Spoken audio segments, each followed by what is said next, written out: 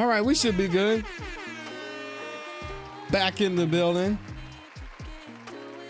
Y'all know what to do. It's that time. Drop a 1 in the chat if you can hear me. Drop a 1 in the chat if you can see me. We about to get into it on this Wednesday morning. It's hump day. Shout out to everybody in the building and welcome back to another YouTube live stream and another episode of the ClassE Morning Show. I'm your host, ClassE at patreon.com/ClassEbeats. The link is in the description as well as in the pinned comment in the chat. We're going to talk about Diddy. We're going to talk about David. We're going to get into AJ Scott being sentenced. Yes, throwing a cop in jail, that's never good for the cops. So we're going to have to see how this goes. We got a lot to get to in a short amount of time. So I'm going to make this quick, short, sweet, to the point. But before I do, I have to get into the building and let y'all know what's going on and say what's up to the people, man. We got my awesome, amazing Amy in here. First thing to start the day, all up in here. Shout out to Amy. Les Cleaver's in here. We got the big dog J Money. Taco Tuesday is in here. A day late, but it's always your day, Taco Tuesday. Just saying with Alicia, we've got Mary, Bombay. What up, what up, what up? We've also got, who else is in here? Man, so many members in the building. I'm having trouble seeing some of y'all. We got Trisha in the building. Shout out to Trisha. And I'm gonna be saying what's up to some of you as we go throughout the show. All right, we're gonna get into it here shortly. But before we get started, I do have one favor to ask you all. And that is please, please, please like the video on your way in. Likes are free, helps the channel continue to grow. It takes less than a second to do. Lets the algorithm know that y'all are enjoying the show. It shares the video, the channel, this live stream out with more people. So if you could please make sure you like the video. Big shout out and thank you to all 1,100, nearly 1,200 of you that have liked the video. Insane. I appreciate y'all so much. You don't have to do it, and it means a lot that you do. Also, big thank you to everyone that shares the video out as well, because as many of y'all know, sharing the video does help out just as much. So you can click the little button that says share. It's also got an arrow curved and pointing to the right. That lets you know you can share the video out on Instagram, on Facebook. You can share it on X. You can even share it via text or to your group chat. So y'all feel free to do that as well. And I will also be shouting out some of the super chats in here. These niggas lacking. I keep pressing the wrong sound effect. Shout out to Judge Whitaker. So many of y'all have dropped super chats in there too. I'll be reading those as we go throughout the show. We've got Les Cleaver in here with the Tim Bomb, starting us out the right way. He says, happy hump day, everyone. Let not what your past has defined you to be. Let not what your past has defined you to be, but rather let what the future has in store for you. Every day is a new day. Embrace the new day. Be better and strong. Amen. Shout out to Les Cleaver, always with the good word, and one of the hardest working folks in the community, because he's in here on his lunch break. He's in here before work, after work, always shouting out the replay gang too. Shout out to Les Cleaver, man. We've got Bombay in the building. Uh-oh, just became a new member. Thank you for being a member over there, Bombay. If you have also become a member, make sure y'all check out the members only content. We've got some dope content over there for you, and we're probably going to be doing more members only content here soon. Make sure you check that out. Also, you get instant access to all the videos we drop here on the channel. All right, so make sure y'all check that out, and shout out to Bombay for becoming a member. Amy with the cake. Oh my goodness, she does it all. Throwing that cake early this morning. I love it. Shout out to Amy. Thank you for the cake. It's much appreciated. And it's absolutely amazing. She's always reminding me to make sure I get my daily dose of cake in there. Thank you. All right, we got CPE in here building as well with the 5 bomb. He says, with time and patience, the mulberry leaf becomes a silk grown. That is a Chinese proverb. Man, consistency. I was just preaching this morning. Consistency, time, patience, showing up every single day and having a little bit of faith, just a tiny bit of faith. Yes, it's totally worth it. So shout out to CP for that. Appreciate that message. Always a good reminder. We've got Gemini Rising is back in here with the 10 bomb. Says yippee. Thank you, Gemini Rising, for the support. I appreciate it. Thank y'all for the super chats. All right, y'all do not have to send in super chats. I mean, I appreciate every one of you that really takes the time to send in the super chat and keep the lights on here at the Music Morning Show, or the ClassE Morning Show. Used to be the Music Morning Show. And I appreciate it. It means a lot for real. So thank you to Gemini Rising. Always good to see you as well. All right, we've got a lot to get into, so I'm going to go ahead and get into this first topic. Many of you may have seen the updates about Diddy. When it comes to Diddy, he is actually going to be sentenced this Friday. I can't believe October is already here. Diddy was originally looking at facing, we were thinking maybe 3 to 4 years in jail, but things have taken quite a turn, and we're going to get into some of the documents that were released over the past 24, 48 hours when it comes to Diddy's sentencing coming up this Friday. But first, let's hear from the NBC News and see what they have to say about Diddy's upcoming sentencing. And we'll get into the documents here shortly. Check it out. This Friday, Sean Diddy Combs will learn his fate in court. Prosecutors are pushing for more than a decade in prison. The judge is now weighing powerful letters from both supporters and critics of the music mogul. Reporter Erica Byfield from our sister station, WNBC, has followed the case from the start. And yes, you heard that right. Diddy is now looking at 10 plus years in prison. Ugh. Prosecutors want to see Sean Combs locked up for 11 years. In an overnight filing, they called the music mogul unrepentant, pointing to Combs' belief in the year plus that he's been in federal custody. He's a changed man, and it's time for him to go home. A stance that the government slammed. Incredibly, while the defendant conceded his acts of violence and abuse throughout the trial, he now argues that his victim should shoulder the blame. In July, in a trial where his former girlfriends testified against him, a jury acquitted him of sex trafficking and racketeering, but convicted him of 2 counts of prostitution-related charges. Counts that carry 10 years apiece. On Friday, the entertainment star will learn his fate. So the defendant is acquitted of certain behavior. The court cannot consider that in imposing sentence. That is a recent change. It used to be that he could. Defense attorney Michael Bachner says that the judge doesn't have to follow the sentencing guidelines, adding that letters like the one that ClassE Ventura submitted.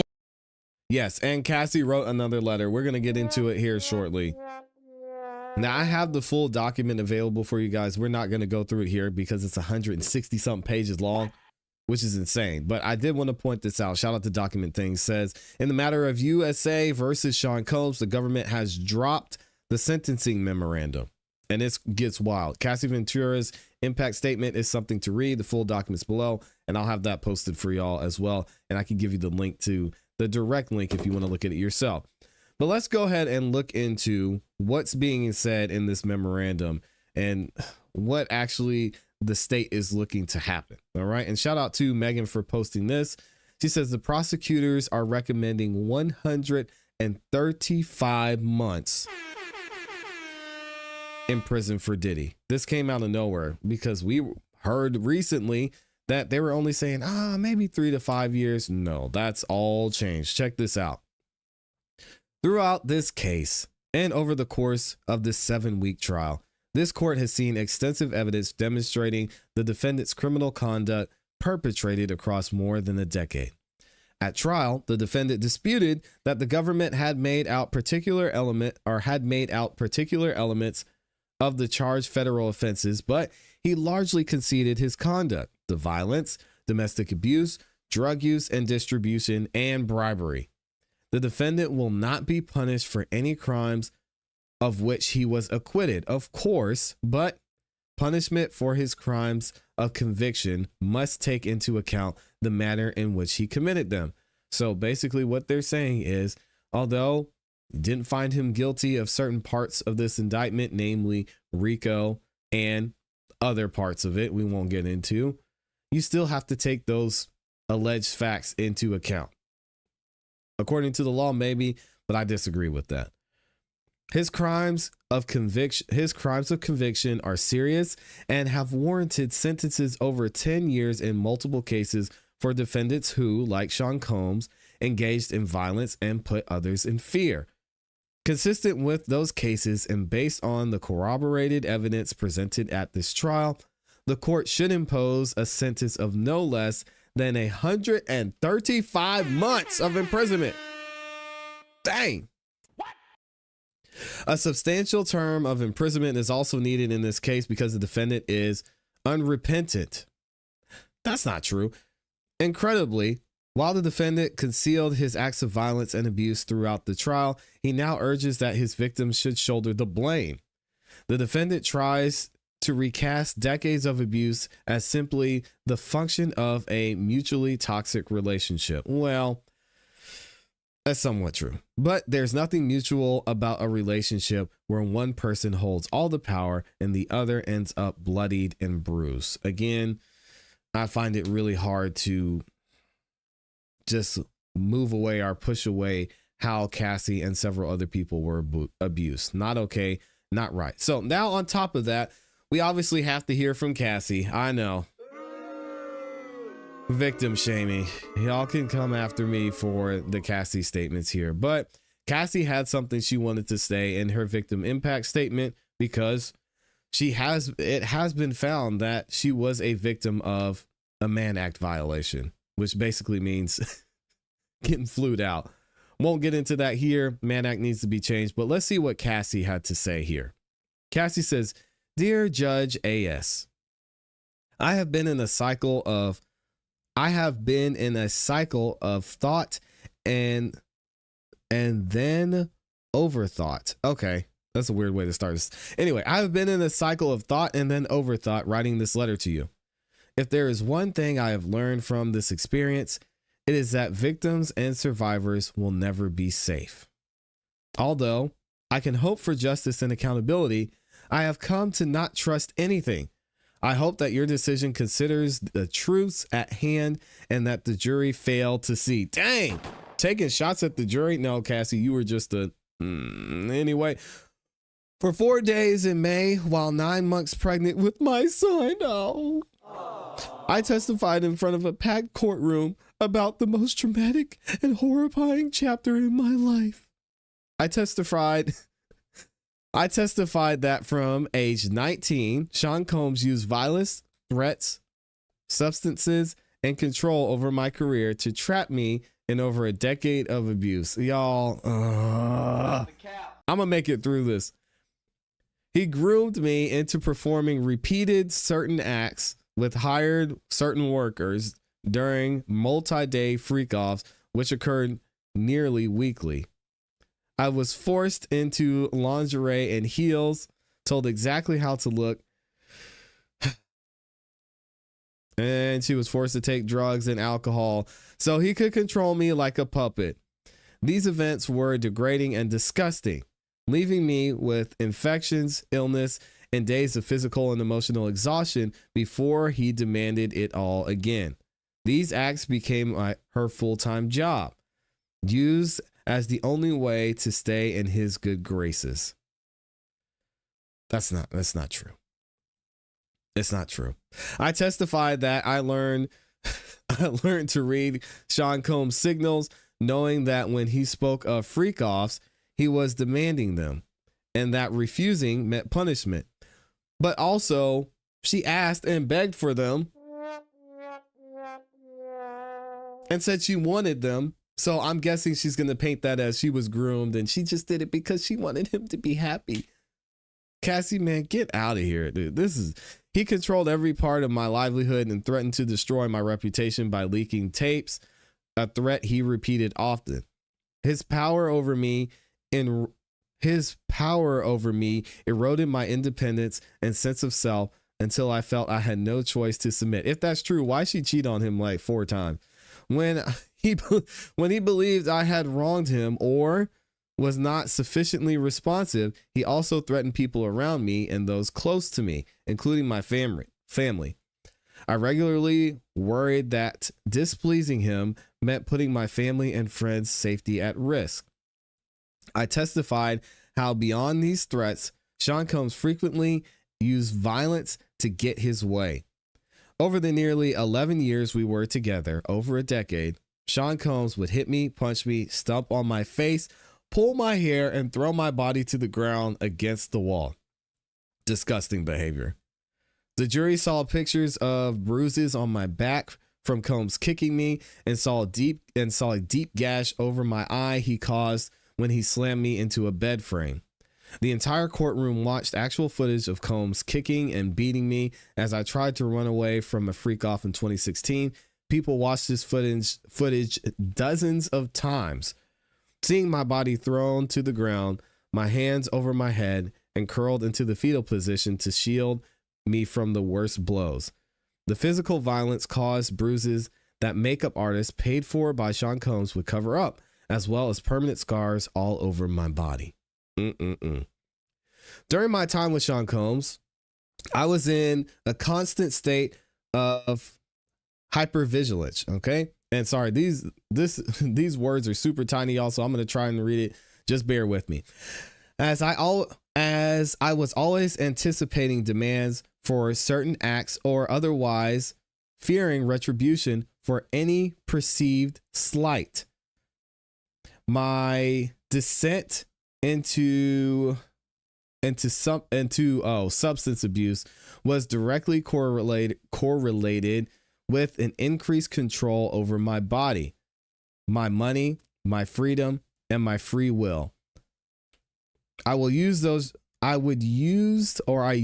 drugs to push thoughts that the horrifying acts had demanded to numb myself to the physical pain. Basically, she's saying she took the drugs to help her escape from her lifestyle that she was constantly in. While the defense attorney at trial suggested that my time with Combs was akin to a great modern love story, nothing could be further from the truth. Really? Nothing about this story is great, modern, or loving. Well, this is a horrifying decade of my life, stained by abuse, violence, and forced certain acts. And then Cassie goes on to cry. I'm not going to struggle to read all of this. And then she says, I thank you for your time and attention, Judge Cassie Ventura Fine. All right. And I'm going to try and get a better version of this letter. And I actually think there should be another version here that I could find. If I find it, I'll link it to you guys in the description of this video. But there's more that keeps going with this. I'm sorry, I can only take so much of Cassie crying, right? So this was Cassie's initial statement. We also have the judge in this case, Judge A.S. He said he's letting Diddy dress up for his sentencing on Friday. Isn't that nice of him? He said upon application of Tenney, all right, one of Diddy's lawyers, it says, I hereby order that Sean Combs, inmate number, and then it has there, will be permitted to receive non-prison clothing at the MDC to wear for his sentencing this coming Friday. Also, we have from Cassie's parents, who I think they have a lot of questions that need to be answered. Cassie's parents also wrote a letter to Judge A.S. ahead of Diddy's sentencing on Friday. What did they say? Dear Judge A.S., we are writing to you as extremely concerned parents regarding the upcoming sentencing of the defendant referenced above. We have read many online reports we have read many online reports that state that months are being suggested for his punishment/sentence, as opposed to the many years we feel he deserves. 11 years is the length of time this horrific nightmare lasted. Come on, guys. During that time, our daughter has been beaten repeatedly and exposed to harmful and copious amounts of drugs. She was held like a prisoner, kidnapping by defendants when her face told the story of a beating. She was coerced to perform certain acts with strangers and prostitutes for YouTube's sake, for the defendant's own gratification. None of these acts were consensual, as there is no consent in a domestic violence relationship. That's not what this was all the time. Maybe sometimes, but not all the time. That not true. There was always the threat of violence. Everything she did with, for, and because of the defendant was self-preservation. She was, in actual fact, brutalized by the defendant's power and depravity. Our daughter is dealing with the psychological, emotional, as well as the physical aftermath of the abuse she endured at the hands of the defendant. I can believe that. She will also be left to deal with the trauma of his abuse far beyond the 27-month sentence with the time served as suggested by the defense attorneys. We believe the charges that the defendant was convicted of are not only federal crimes, but they also serve violations of human self-worth and freedom. Clearly, a vile abuse of power coupled with an immense disregard for human life. To sentence lightly in the case that involves such vicious abuses of our daughter's body, safety, and dignity is to dismiss her very existence. To sentence lightly would also send a message, a dangerous message. A sentence that is handed down in months instead of years sends a message that such repulsive behavior can happen without meaningful consequence. I mean, this man had his livelihood taken away and had to write ClassE a $20-something million check. What are we talking about? No consequences? And then a jury saw all this evidence ClassE's family is talking about and said, all he's really guilty of is flying ClassE out. All he's really guilty of is just flying some dudes out. ClassE wanted it at times. Y'all could have handled the domestic abuse. Y'all could have handled all this abuse you're talking about within those 10 or 11 decades, but you stood by. Why? We'll never know. And the nerve of her parents to say this after they literally did nothing to help this woman. And in their definition, this poor woman. Right, come on, guys. You benefited in a lot of ways as well, as we know from evidence we've seen from this trial. We won't get into that. We'll finish reading the letter. Anyway, they said clearly this was a vile abuse of power coupled with an immense disregard for human life. To sentence lightly in this case that involves such vicious abuses of our daughter's body, safety, and dignity is to diminish her very existence. To sentence lightly would also send a dangerous message. A sentence that is handed down in months instead of years sends a message that such repulsive behavior can happen without meaningful consequence. In closing, we, her parents, urge you to deliver a sentence that appropriately reflects the severity and depravity of abuse, the breach of trust, and the suffering that our daughter experienced. The justice system must be a place where the voices of those who have endured certain types of abuse are heard, are believed, and honored with appropriate accountability. Thank you for your time and consideration. Sincerely, Regina and Roderick Ventura. Get out of there, man. If y'all really thought this was just so heinous and what do we do about Diddy? Where are y'all at? Stop it. I don't want to hear from them. And then, of course, we have Judge A.S. He rejected Diddy's motion for acquittal or a new trial. And he says that here. What does Judge A.S. say? After an 8-week trial, a jury convicted Sean Combs on 2 counts of transporting people for prostitution under the Mann Act, which is absolutely garbage. Before the government rested its case, Combs moved for acquittal, and that ain't happening. I'm not going to go through and read all this. If you guys want to, you can go check this out, because you can go check this out on Megan Kunif's page. She has all the information and has a link to the actual documents as well. What do you all think? Do you believe in your heart of hearts that Diddy should actually look at 10 plus years because of what Judge A.S. said? He was found guilty of transporting people for prostitution. And then the state wants us to take everything we heard into account when the jury did that already and said, guys, he's not guilty of that other stuff. The only thing he's guilty of is flying some people out to have a good time. ClassE was involved. Jane Doe was involved.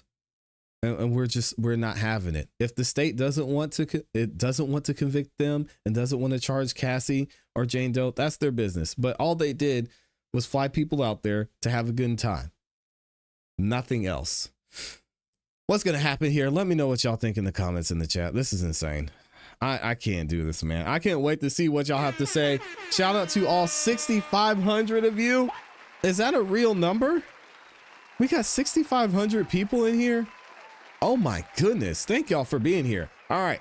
So we got to break it down. If you are new to the channel and this is your first time here with 6,500 people, there's got to be at least one person that's new. First of all, welcome to the channel.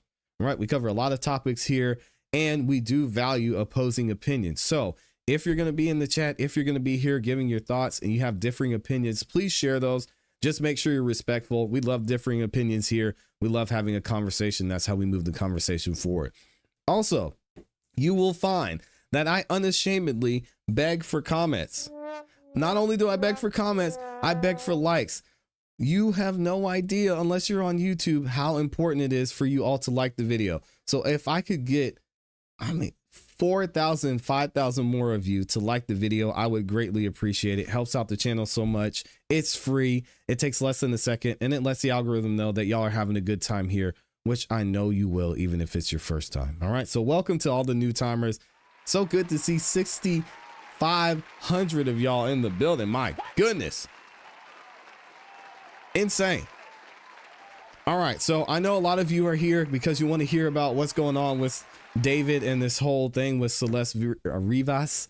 We're going to get into it here in a second, but I got to see some of your comments because I know you guys have a lot to say with what's going on with Diddy and ClassE. Shout out to Amy. First of all, she just gifted 5 memberships. If you got a membership from the awesome, amazing Amy, please make sure you say thank you. Check out the members only content. And as I mentioned before, you'll get instant access to all the videos that we drop here on the channel as well. All right. Then we've got shout out to my guy, Brian Rodriguez in here with the 10 bomb. Said keeping them lights on. Shout out to my guy. Thank you, sir. Appreciate you keeping the lights on here on the channel.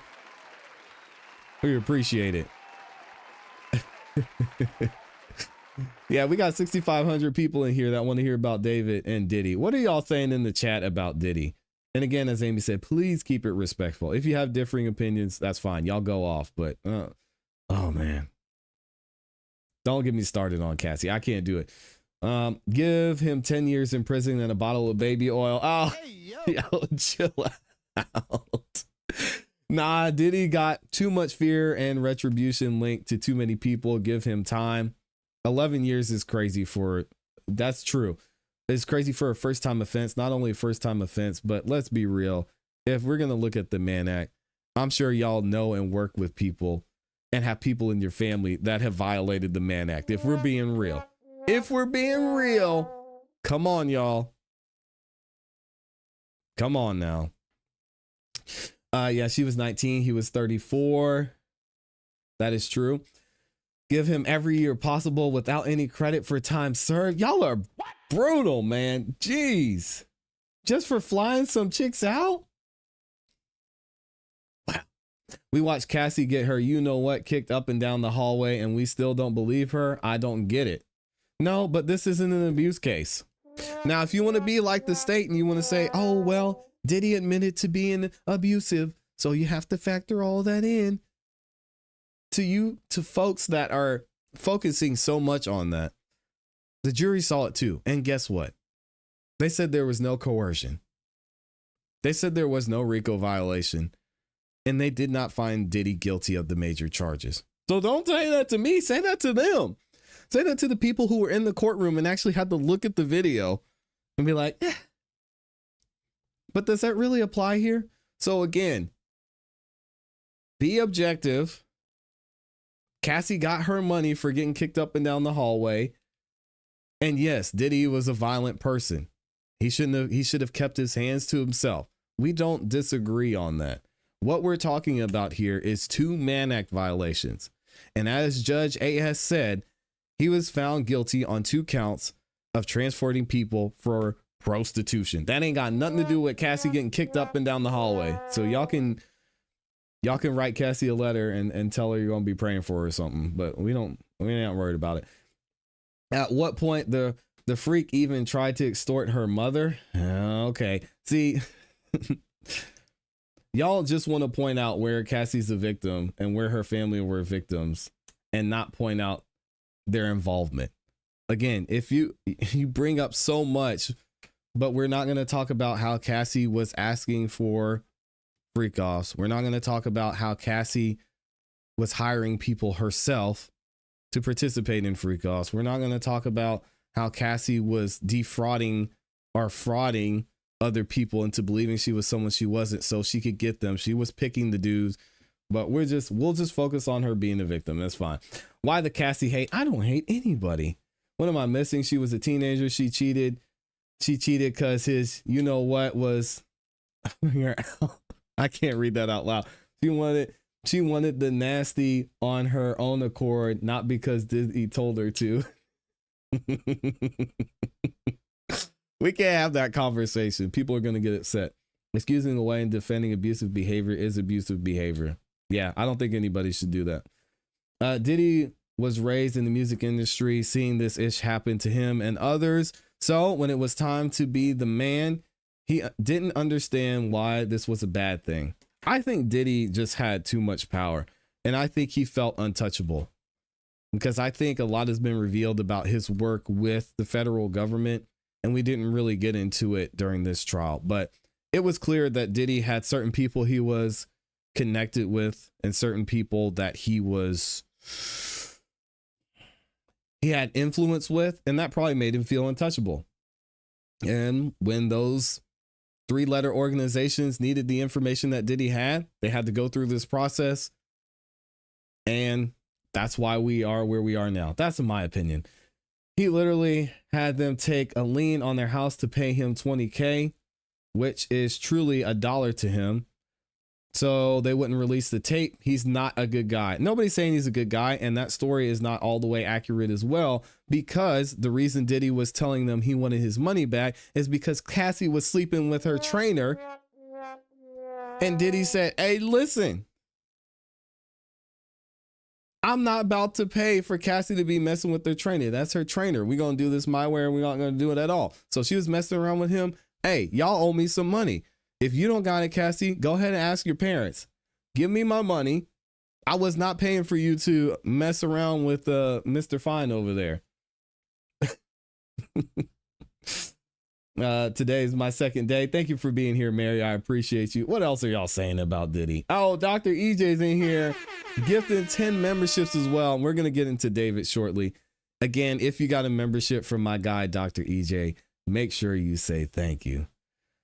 You already know ClassE guilty. Diddy is 100,000% guilty of domestic, you know what.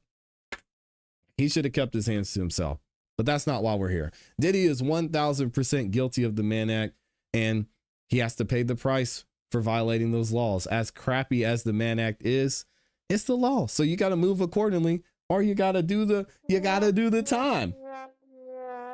I don't think I've heard anybody say they like Diddy. I don't like Diddy, not at all. You're like with 99.9% of people there. I don't like Diddy either. I would never want to be around him. Yeah, see, I think he should be charged with abuse, not this. Well, he can't be. Statute of limitations. ClassE got what she could got. And I mean, if her family were that concerned, she could have filed the criminal charges at some point. She could have called the police.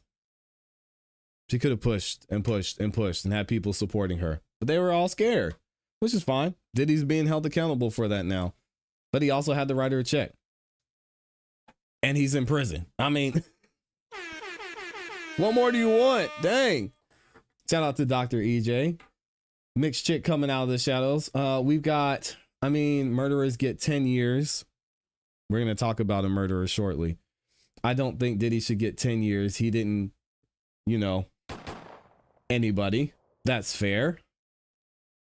We also have, I agree with that, ClassE. He thought he was larger than life. He had already gotten away with so much. Yeah, it's easy to see. When you understand domestic violence and the cycle of abuse, her behavior is very normal. Okay. Amy says ClassE was just as much as a handler as Diddy was. Yeah, I know you don't recall that. Y'all need to go look at the facts other than just what people are telling you. Diddy was not happy with ClassE smashing her trainer. You could tell ClassE, her husband, and her mom and dad were sitting on the back porch of their $1 million home having a drink saying, we got this money now. Now let's get him locked up. Yeah, it's unfortunate that we're even having this conversation. Let's see. And she also beat up Diddy. We can't talk, Brian, we can't talk about that. ClassE is a victim. How dare you, Brian? How dare you? She also beat up Diddy. I think Cassie is beautiful, but she's got to stop the victim mentality. She got her money. Diddy got convicted based on her testimony. She's married now with children. She's got stuff she's going to deal with, obviously. And again, Diddy putting her hands on her is unacceptable. But when it comes to all the other BS they were involved in, y'all want to say, oh, she's 19, he's 34. What?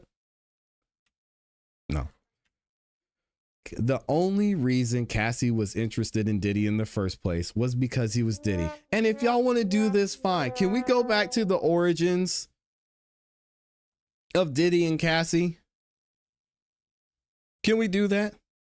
Can we talk about Ryan Leslie? We'll leave Ryan Leslie alone. Can we talk about why Cassie wanted to be with Diddy in the first place? Or y'all don't want to talk about that?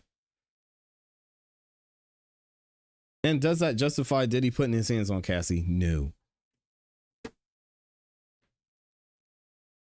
But she didn't want to be with Diddy because, oh, he's just a great guy. No, I love Diddy. She wanted to get something out of him. She was an aspiring artist. She knew she could use certain things and be certain ways to get next to Diddy. We even saw in other instances with a Jane Doe who said she knew Diddy was into some things and she met Diddy.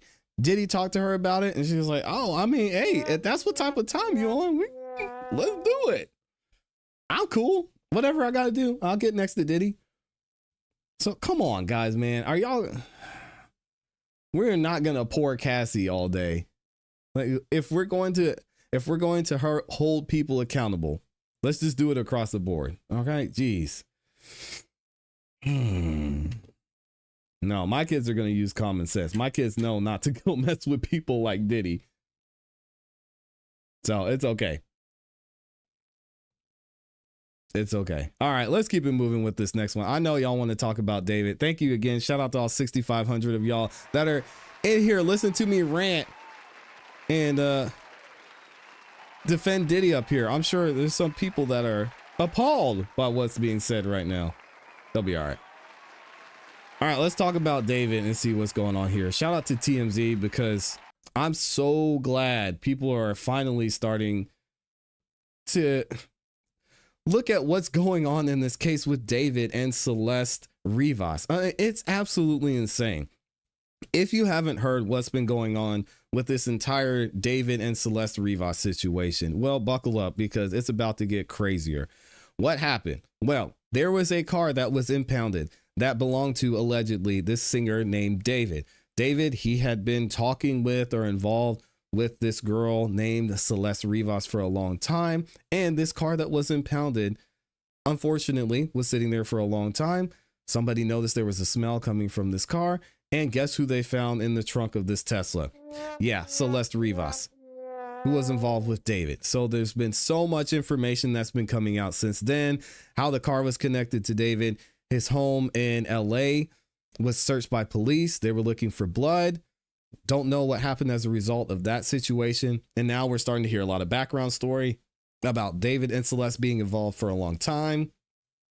The age range there is very interesting. We hear about Celeste disappearing, running away from home multiple times. The last time her family saw her. And now we're hearing that her family saw her more recently than they initially said. It just gets wild. But now we have more insight into what's going on with David. So much so, police are investigating him and they recently raided his home in Texas. Not just his home, but a home that his parents were staying in and a home where his parents live. So check this out from TMZ. What did they say? David, in the situation with David, the cops rushed to his parents' home in Texas for swatting calls. What is going on here? Police body cam shows officers swarming David's Texas family home just days after Celeste Rivas's body was discovered in his Tesla, responding to reports of gunfire. The footage shows cops walking up to David's home with guns drawn on September 18th after a 9/11 caller claimed they had gunshots or heard gunshots outside of the home. A woman was screaming and someone was dead. What? When officers knocked, it was the singer's parents who answered, looking stunned and very confused. So you can also hear an audio captured by the body cam, David's mom telling cops there are 4 people who live in the house and that her daughter and sons are upstairs. David was a younger brother and his sister. So it seemed David was not there at the time, or if so, his parents didn't mention him. David's dad can be heard repeating, saying someone is messing with us. His mom is then concerned someone might be on their property, and cops assure them they will check before leaving. According to reports, officers stuck around for less than 20 minutes before bouncing.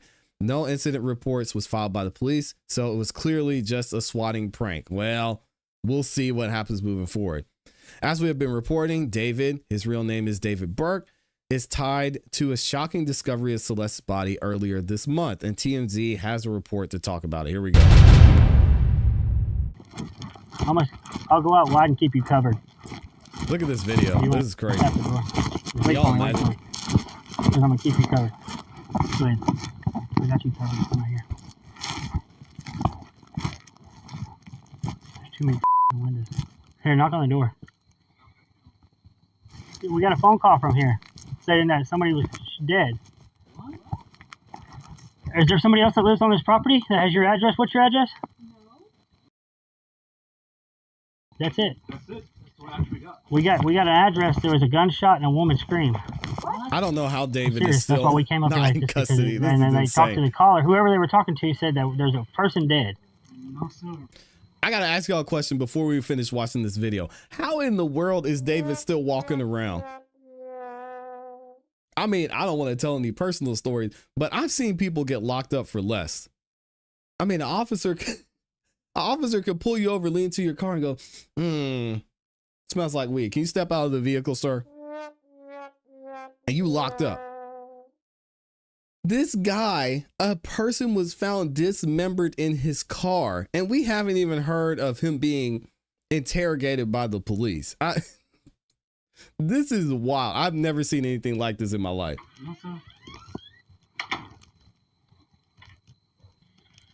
Knock on the door. We need to talk to him. We ain't got time for this. Yeah, he said, tell him come out here.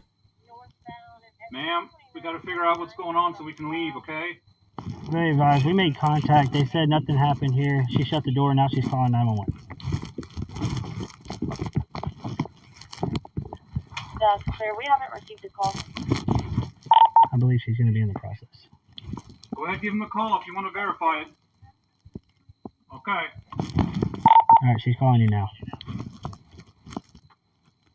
There's more that went on. Can you repeat, sir? Broken traffic. Huh? That's not normal activity. If you were at the wrong address, they'd be concerned about somebody No, this else. is after like, she was really?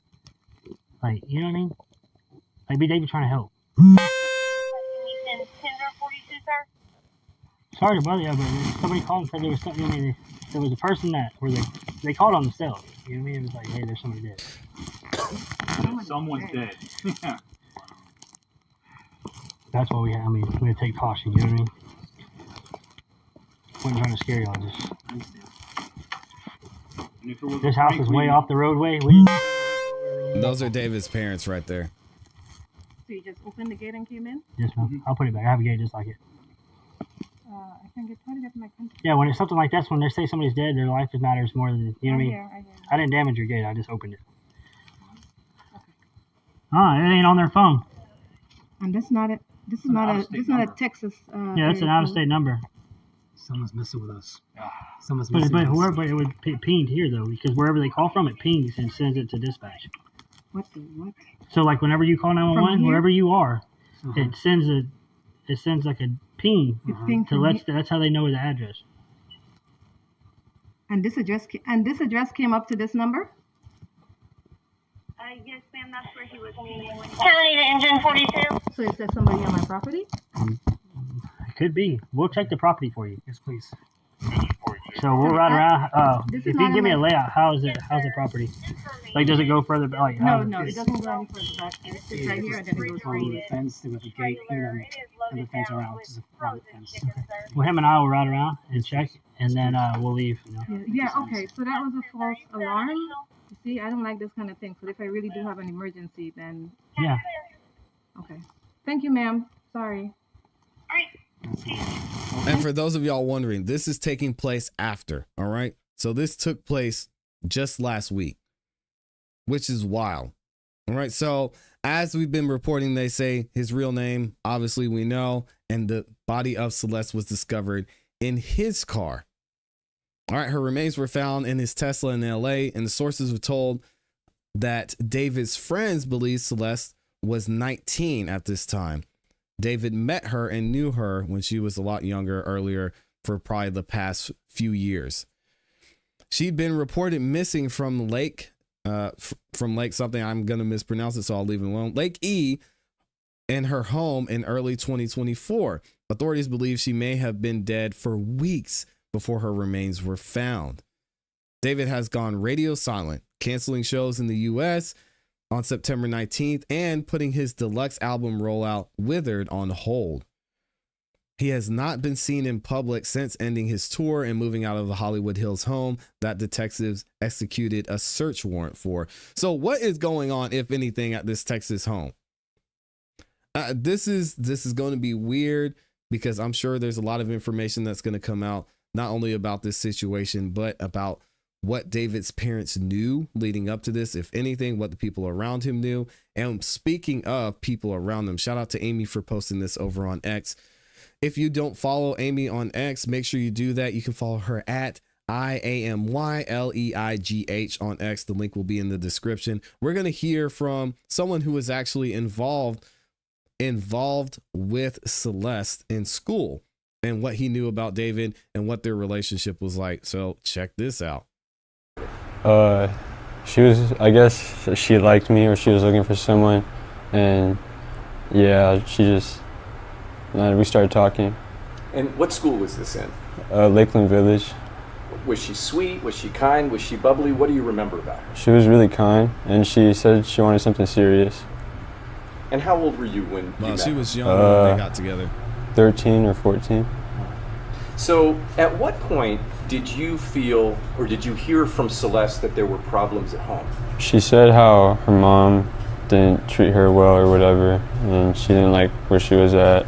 Did she talk at all about her relationship with her parents? Kind of. She just said they were mean or whatever. She didn't like them. She ran away from home a lot. You guys broke up, and the next thing you know, you find out that she's involved with this internet sensation, David. Yeah, I didn't think it was gonna happen, like, at all, because like she was always like so happy and stuff. What is your last memory that you have of Celeste? We were at PE, and she told me and my friend that she was running away, and she said it was because of her parents, and she was like joking about it, and she was like happy, like joking like she always was, and like it didn't seem real because like she was like playing around, joking about it, and the next day she wasn't at school, and like that's the last time I saw her. Did it break your heart that you were not going to be with her, or did you feel upset about losing the relationship? Not really. It was kind of clear that we're like better as friends, but it was kind of sad that I wasn't able to like say goodbye, but like see how she was doing, like when she ran away. What was your reaction when you saw the breaking news that they had found your ex-girlfriend's body in the trunk of his car? Dang, that's one way to put it. My heart dropped. I was like, I don't know. I just couldn't believe it. I kind of had a feeling when I saw like the first thing. I was like, what if it is her? But I just like brushed it off. But when I saw it really was her, I was like, sad. Damn, I really knew. So let me just make sure I'm understanding this correctly. You had seen the news out of Los Angeles that a body was found in his car. Yeah. And you immediately had a sinister thought about Celeste? Yeah, because one of my friends told me. Were you at home with your mom when they identified Celeste and you saw it all over the news? Can you remember that moment for us? Yeah, I was on the way to school, and then like she just like showed me, and like I took a picture of it and I sent it to one of my friends, and he's like, yeah, I saw it too, it's crazy. And I just couldn't believe it. Sad. So this has been the talk of the school? Yeah. Just the fact it was someone that my son was so close to at one time, and how everything happened, it's kind of scary. It's really close to home. And if it could happen to her, it could happen to anyone. And everyone just needs to be very careful on social media. What about you? What do you think about at night when this kind of flashes through your mind? Yeah. I just think, like, if someone actually, like, did something, like when she said she was gonna run away, because I feel like no one cared. Wow. Super sad, man. Hopefully we're going to hear more information about this and we'll find out exactly what happened to Celeste in this instance. Again, it's shocking to me how David is still walking around where all the signs and a lot of the signs are pointing to him. Hey, we believe in innocent until proven guilty on this channel, and that applies to David as well. Let me know what y'all think about this in the comments and in the chat. Sheesh, man. It's sad. It's very sad. I cannot imagine. Interesting how the standard changes depending on which case we're talking about. I think you have selective hearing, but it's okay. He didn't really have much to say. No, David was in a consensual relationship with her and got angered after she supposedly cheated on David with David's younger brother. Allegedly. There's so many reports out there. It's crazy. Again, I don't know how David is still running around out here because the police seem like they have little to no tolerance for this time of behavior. Maybe he has a good alibi we haven't heard about yet. It's the only thing I could think of. I cannot imagine that he hasn't talked to police yet, though. It would have to be. This is about a crime of passion, allegedly. Allegedly. Shout out to Amy with the water. David is a predator, preyed on her because she had a troubled home life. Classic PDF. They both met when they were young, though. I mean, David, he's not that old. How old is he? 21? And he met Celeste when he was young. So I don't know. I mean, it's hard to say until we see all the evidence come out. It's just a lot of speculation. And Amy said, this is Celeste's ex and friend before she dated David. Yep. Correct. And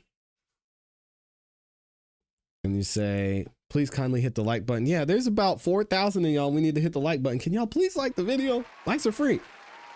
I like David's music. He met her at 11. He was 17. A 6-year I don't think it was a 6-year difference. Right? I thought it was more like 4 or 5 years. I don't have the best memory though. Let me double check. I believe it was just 4 or 5 years. I don't think it was 6 years, was it? Let me see. I'm gonna find out for y'all.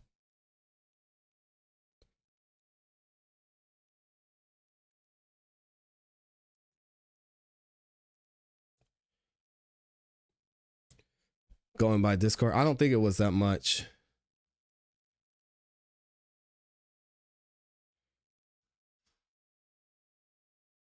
Let me see. Amen. What? This isn't right. It was 6 or almost 6. The age and etc. is spent in so many ways. Yeah, it's hard to tell. I know Amy knows for sure. She was probably driving around in this Tesla, calling people the N-word and got put in the trunk. Ow, man, that's wild. In California? I don't know. The age gap isn't the problem. It's the age. 17 is more adult. 11 is a child. Yeah, I don't disagree with that.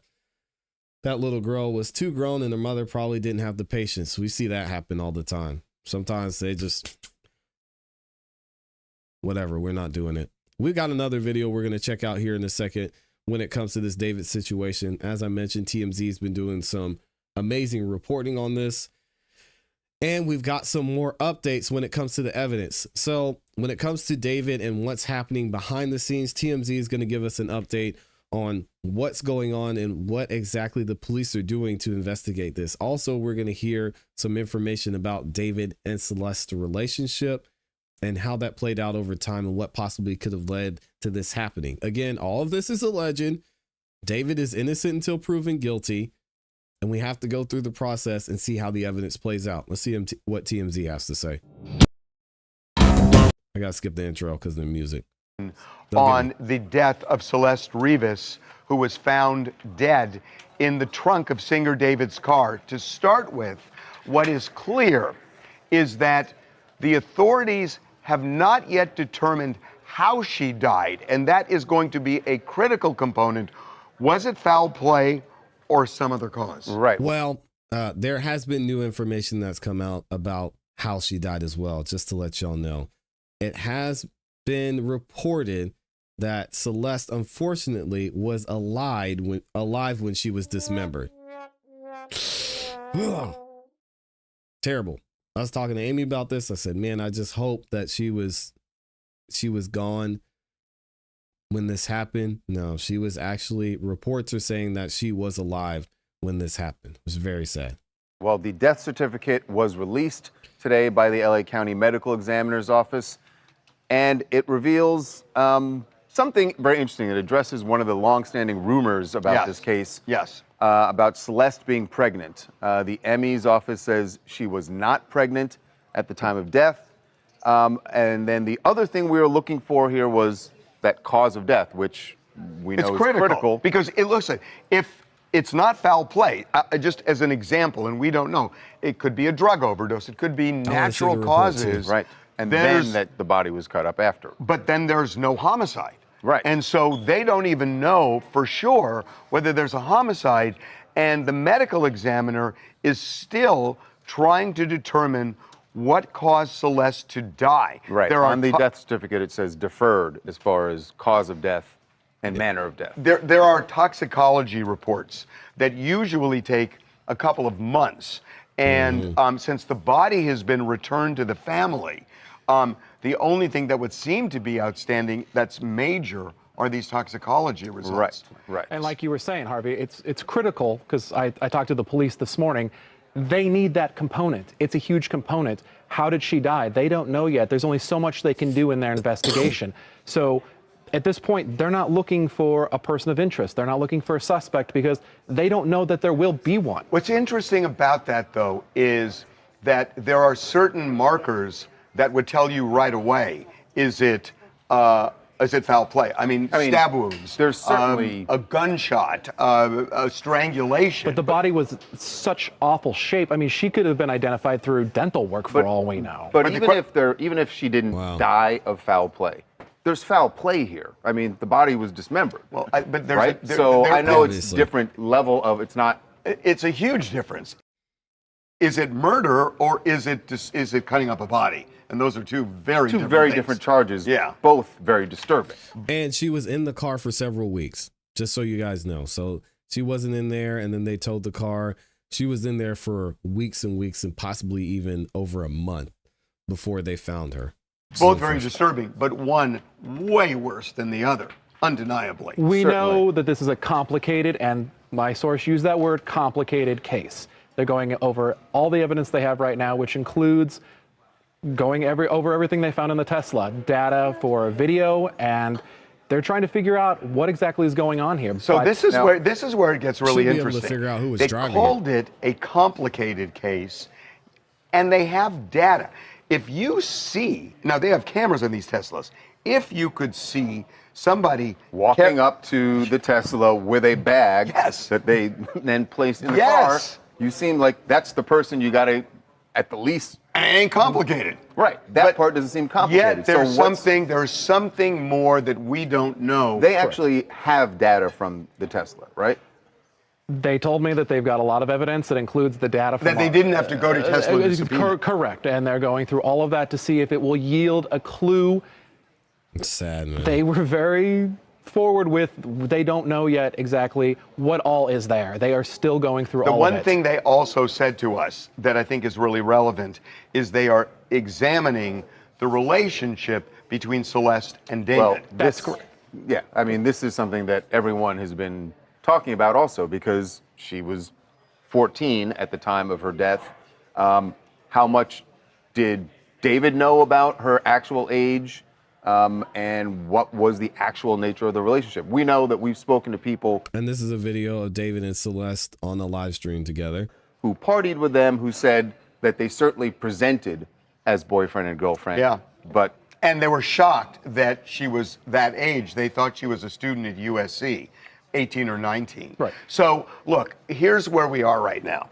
They are waiting, and I got to say, I'm a little bit confused that if the body is decomposed and they can't see physically what it is that caused her death, I'm not sure a toxicology report necessarily shows that. A toxicology doesn't show if somebody's not going to strangled. show, right. It just So doesn't. what more are they going to determine from toxicology that would lead to the manner of death? Certainly, I don't think toxicology is going to show manner of death. I guess it could show for overdose. Right. Correct. It could for overdose. Right. But again, we don't know. Sadly. And I don't know whether there are enzymes still or some way of, if there's a heart attack or something like that. But they're just saying, we don't know. And I think it's so interesting. They're saying this is complicated. And it brings me to something that I was talking to Mark Garrigus about on our Two Angry Men podcast, which is, and I'm not, again, we don't know who did it, what happened, if anybody did it. But there are a lot of people saying it had to be David. And people are saying it just had to be David. I mean, and it's we highly talked about likely. this in the podcast, that you got to be careful here, because what if David is, and again, these are hypotheticals, what if David is being framed?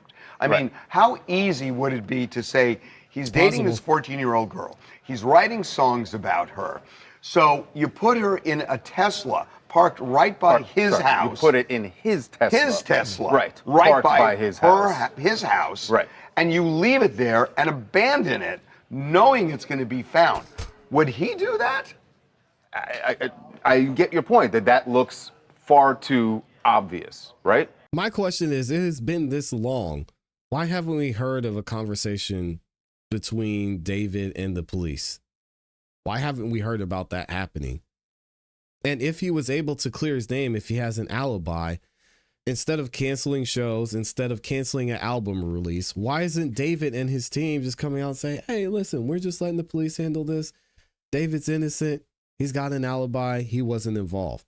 That seems like, from a PR standpoint, I'd be like, man, he's not involved. It's sad. What was going on here? Obviously, there could be the issues because Celeste was so young. Maybe he doesn't want to address it. But at some point, you're going to have to address this dude.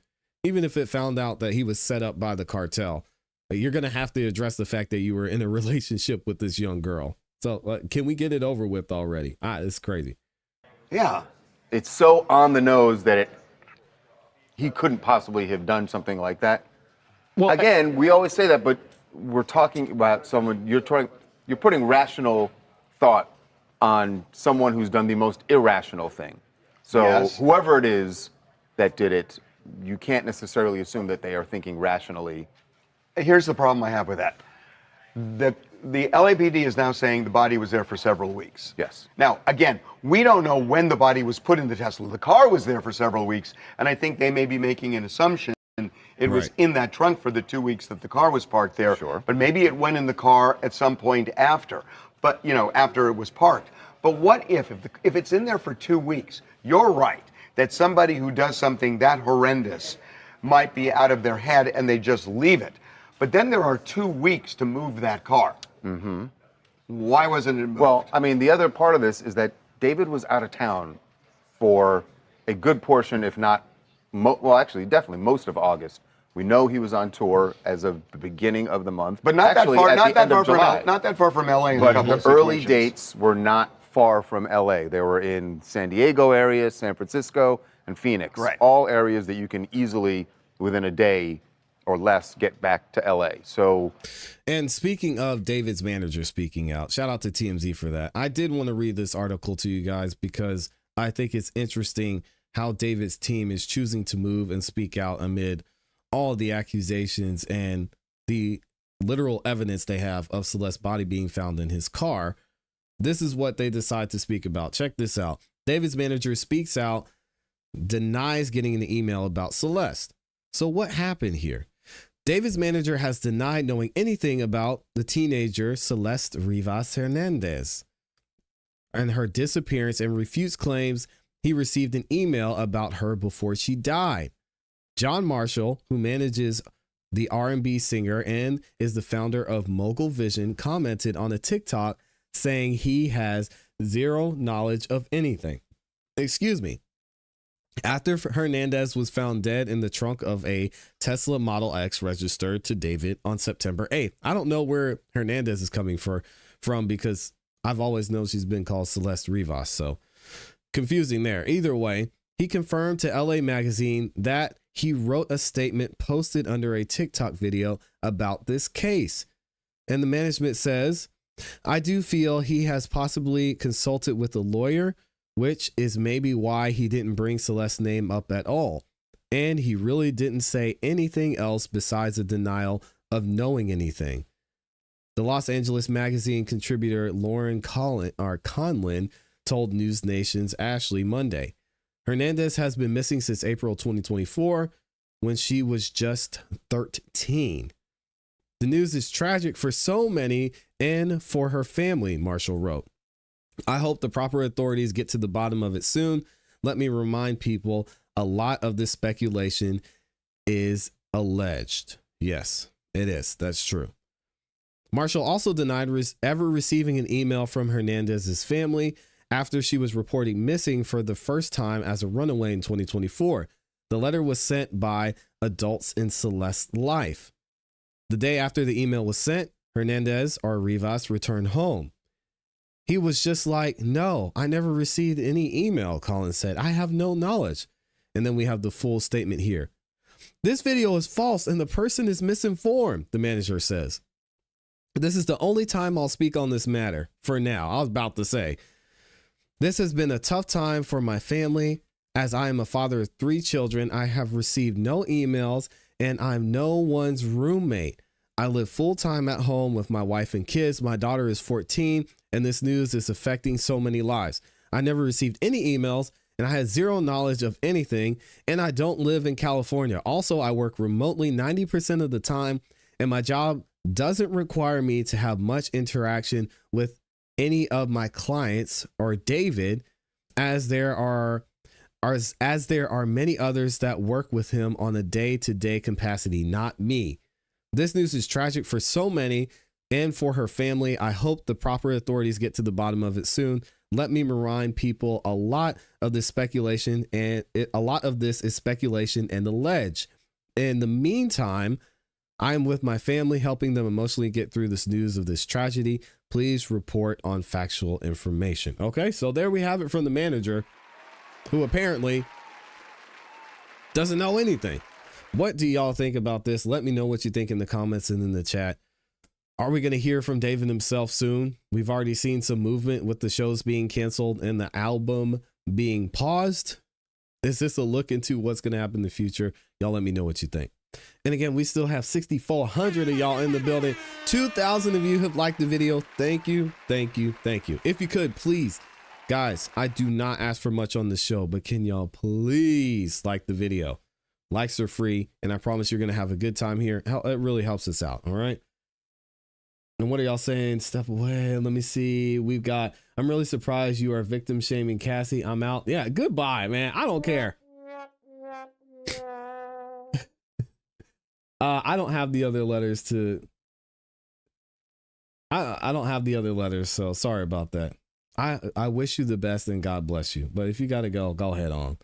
We got Amy in here dropping the banana super sticker. Thank you, Amy. I appreciate that. She's reminding me it's time. It's also almost banana time. Thank you. Like if someone's a victim, it's like people feel like you can't hold someone accountable for their actions. If they're a victim, anything they've ever done is justified because they're a victim. They're a victim. They can't have done anything wrong. No, guys, it's just called accountability. On one hand, I could say Cassie should have never had hands put on her. Diddy was wrong for that. And on the other hand, I could say she showed, and we saw the evidence, and obviously the jury saw the evidence, that she enjoyed and willingly participated in a consensual relationships in a lot of the things that her and Diddy participated in. It's not that complicated, all right? So call it victim shaming, call it stating facts, call it Cassie hate, whatever you want to. The jury saw it, I saw it, y'all see it. It is what it is. So if you can't handle the truth, go head on. It's okay. And if you want to be over there on Cassie's side and let her just be a victim forever, and not take accountability for anything that she did, more power to. The manager is trying to cover his behind. Oh, absolutely. I will say this, and Amy will back me up on this. What the manager says is most likely true, because sometimes when you manage an artist like this, there are certain roles that you participate in that you're not even close to the artist. You may have a phone call with them. You may have to travel once or twice a year or 3 times a year. But yeah, so that could be true. The manager was just not in that day-to-day on the ground type of capacity. Cassie is not innocent. She's just as guilty. Cassie was doing some things too. Y'all just want to, like, come on, man. Can we be for real? Cassie is not completely innocent. And she's also a victim. 2 things can be true. Dang. Victim shaming. Cassie could go out here and just run 10 puppies over with her car, and y'all would be like, Diddy! Oh, it's because of Diddy. That's why she did it. Diddy traumatized her. It's all his fault. Y'all be like Megan Thee Stallion. This guy would be locked up in jail, and you still blaming Diddy for stuff that Cassie's out here doing. She's not a perfect victim. She has many faults. I agree. I don't know that there's a perfect victim. I mean, victims, the way they're affected, I don't think we could ever measure. He doesn't need a lawyer. We are way past that. He needs an exorcist. Yeah, Poetic Justice, have you checked out some of his stuff? It's awfully strange. Okay, that's true. Why is the family so devastated and he is helping them cope? Ooh, no kids for me, but plenty of nieces and kids that ain't my kids technically. Yeah, shout out to y'all. I agree with that. Oh, don't agree with me, Angela. They're going to say you're victim shaming. Cassie, anything Cassie has done, she does not have to be held accountable for. Otherwise, it's called victim shaming. So, all right, let's just get that straight. Sarcasm. Celeste was fast and running away, and this is what happened, and this is what happens. I'm glad this happened. Let her be. Oh, come on. Goodness, no one deserves to die like that. Let her be an example for girls considering running away or trying to be fast. I completely 1000% disagree with that, and I'm sorry I read that comment out loud. Saying you're glad that somebody was dismembered and put into a car is crazy. And please don't bring that type of energy here. I would never wish that on anyone. And the fact that we're hearing reports that she was alive when she was dismembered is crazy. Cassie took accountability. Had she not testified against Diddy, they were going to charge her. She took a deal.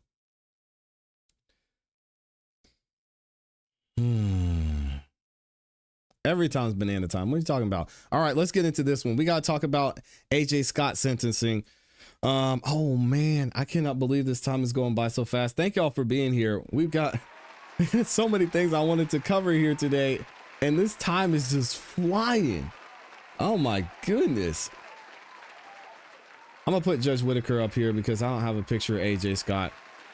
And actually, I might skip ahead through some of this and actually get to the sentencing, because I know if y'all haven't heard, there is a statement, or we do get to hear a statement from AJ. So let me skip ahead and go to what the judge is saying. All right. So in case you haven't been following this AJ Scott trial, you're probably wondering what happened. This is one of the craziest stories I've heard. This gentleman, this man, AJ Scott, was a state trooper in South Carolina, and he was traveling at a very high speed, a very high rate of speed. He hit some teenagers in the car. 2 of them were okay. The other 2 did not make it. One was ejected from the car and died. The other one died shortly thereafter, right? So now he has a first trial. The first trial, there was actually a mistrial because the defense, according to the state, allegedly withheld some information, right? So the case was delayed. This was over 10 years ago. Case was delayed. During that time, this man, AJ Scott, becomes the mayor. Stop the cap. He becomes the mayor And he's just living his life. He's out there living his life, doing some wild and crazy stuff. While he was mayor, he's trying to get a police officer to be his personal chauffeur. And he clearly had some issues going on. Now we get into his second trial. He's found guilty of the murder of these two women. And now he's facing his sentencing. So we're going to hear what the sentencing is from the judge. We're also going to get into some of the impact statements from the victims. And yes, we're also going to hear from AJ himself. Check it out.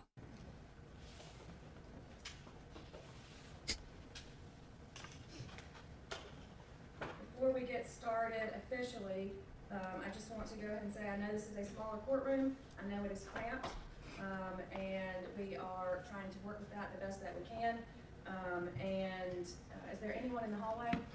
Yes, there are. If you can open the doors so that, and y'all can stand right there, but if you'll please open the doors so that it remains open to anyone that's standing in the hallway. We should have door stoppers if you need those.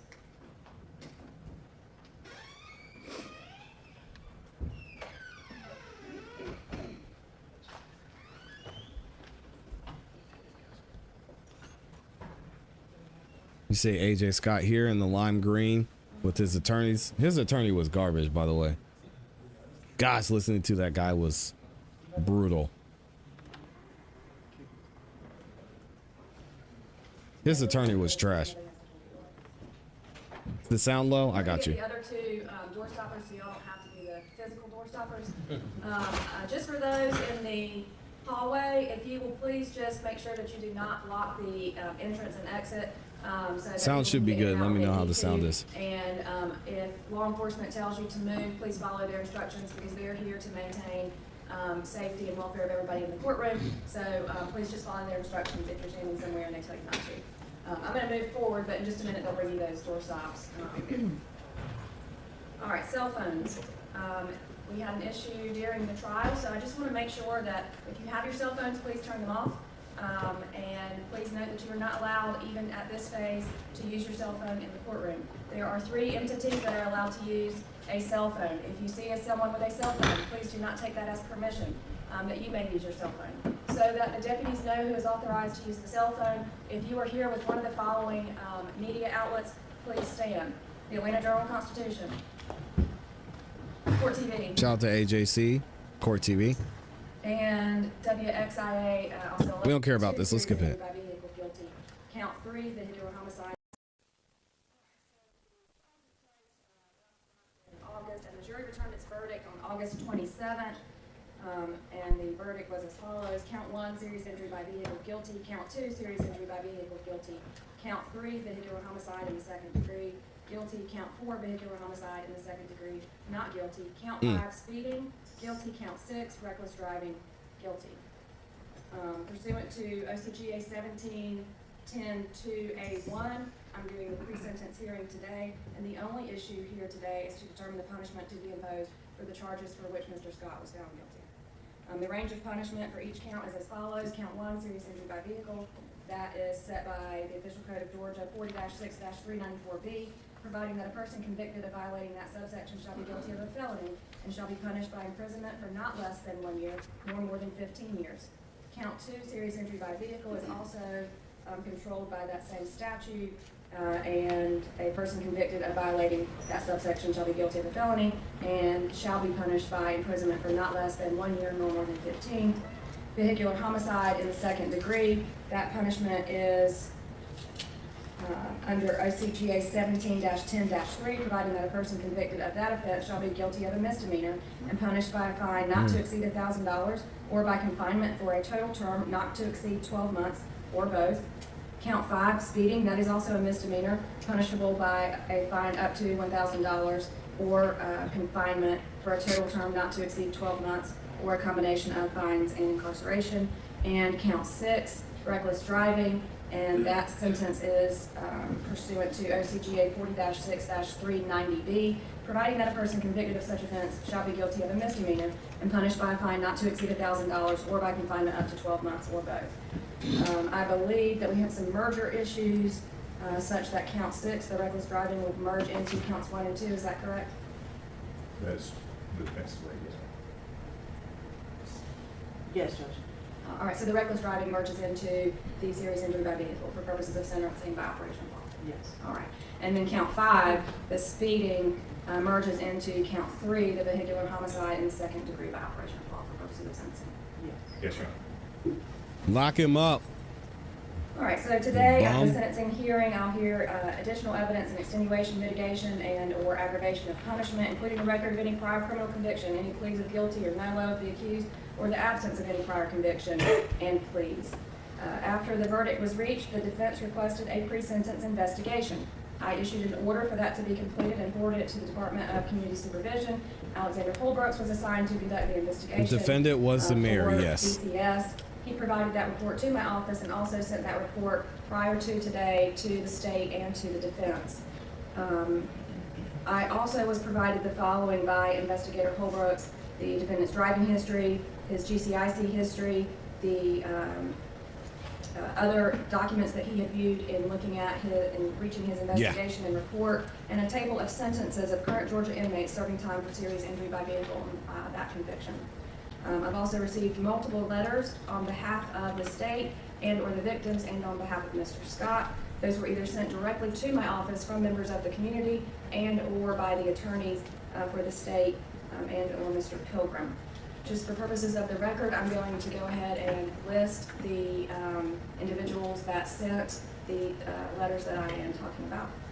On behalf of the defendant, I received the following letters: M. Parton, Elmira Barrow, Samantha Thacker, Chad Long, Martha Long, Steve Holcomb, Sharon Sewell, Sherry Taylor, Gunnery Sergeant Lyndon Smith, Ron Mosier, Austin Scott, Kaylee Murray, Amber Turner, Tiffany Robinson, Sean Crooks, Stephen Sapp, Robin Scott, Martha Schiffman, Brandy Scott, Kenneth Fruits, Jeremiah Riley, Robert Angelella, Staff Sergeant Ryan Clay, Major Jackson Smith, Doug Ralston, Dr. Mark Gustafson, John Ivey, Jordan McLean Duke, Tiffany Creel, Gerard McIntyre, Stephen Payne, Joey Wilson, Melverine Willoughby, Give me 1 second, Rusty guys. Tyler Holcomb, Michael Todd Land, Dr. Dustin Addison, Karen Wild, Patricia Rainey, John Correa, Tommy Rainey, and Robbie Rainey. I received statements also on behalf of the victims and their families and other members of the community: Tracy Tatum, Travis and Deborah Wall, Sarah Finken, Christy Causey, Teresa Clark, Ansley Dutton, Dr. Julie Evenson, Zachary Evenson, Dennis Greenwald, Kelly Nye Hinkson, Courtney B. Hunter, Ashton Klutz Travitz, Dee Korth, Brenda Lawson, Shelley Norton, Molly Phillips, Amy Riley, Bailey St. Germain, Holly Stewart, Larry Strickland, and Tori J. I have reviewed all of the letters and all of the documents and the pre-sentence investigation report from Investigator Holbrooks. So at this time, would either party like to make an opening statement? No, Your Honor. No, Your Honor, I'm just saying.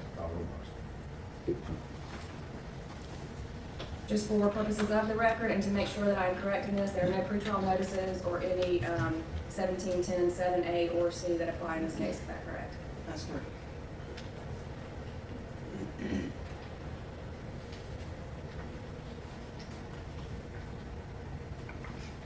All right, before we start with the evidence from the state and or the defense, I said it earlier, we are pretty packed in here.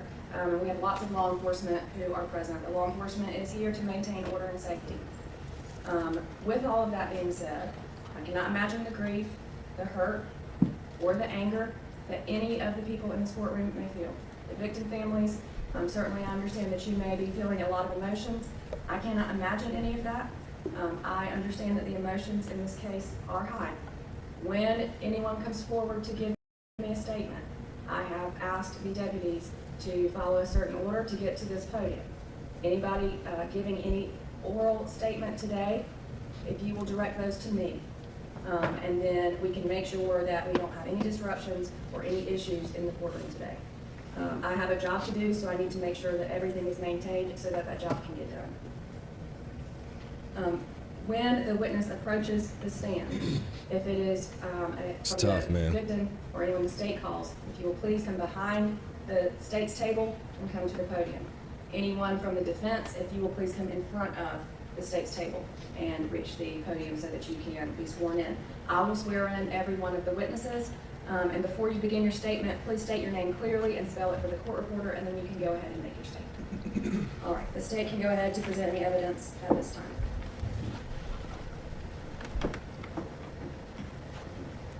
Your Honor, if you would commit, I know you're aware this is a long time coming. We do have several folks that would like to address that. Yes, ma'am. Anyone you would like that wants to. I know the mothers are going to have to say something. They are all welcome to make. They've been all over the news. I would like to start with Kelly Lindsay.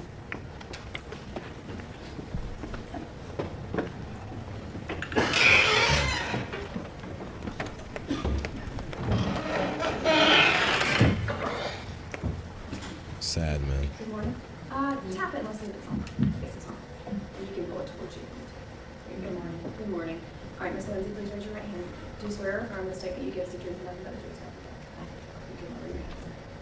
My name is Kelly Lindsay. It's Kellie, I am the mother of Kylie Lindsay.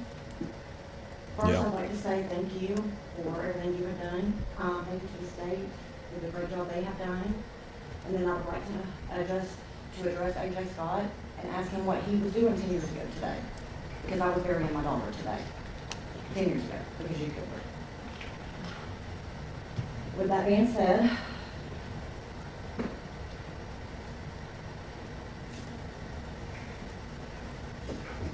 the lack of remorse, the lack of empathy that we have seen,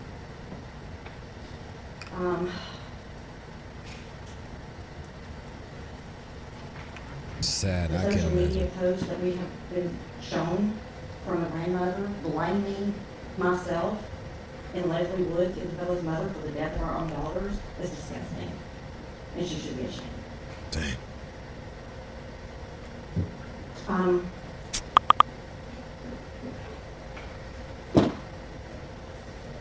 sorry. Okay, take your Just time. this has been 10 years. It's been a long time. AJ abused his power as a trooper as well as when he was mayor. He could have done the right thing when he became mayor and got the power that he got.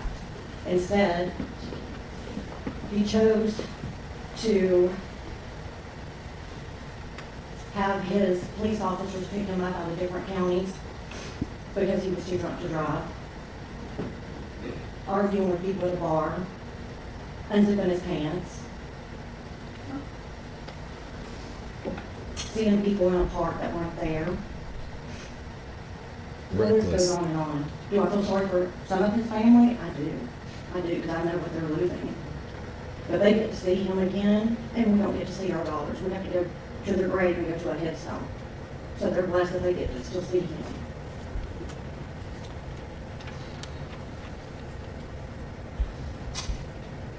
I know a lot of people will, on his side, may discuss how he was a Marine. I thank you for his service.